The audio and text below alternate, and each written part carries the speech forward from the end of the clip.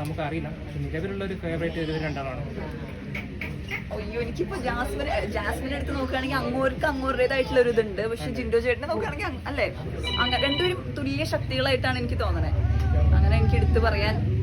ഇപ്പോൾ big boss show കാണുന്നവരാണെന്ന് നിങ്ങൾ ചോദിക്കട്ടെ, അടുത്ത സീസണിൽ ഒരു അവസരം കിട്ടിയാൽ പോകാം? ഇല്ല ചേട്ടാ, ഇല്ല. നല്ല എക്സ്പീരിയൻസും ചെയ്ത് നോക്കാൻ താല്പര്യമുണ്ടോ? ഉണ്ട്, ഉറപ്പായിട്ടും പോവും എപ്പോഴെങ്കിലും. പക്ഷെ സമയമുണ്ടല്ലോ. ഇപ്പൊ മൂവീസ് ഒക്കെ അതെ അതെ.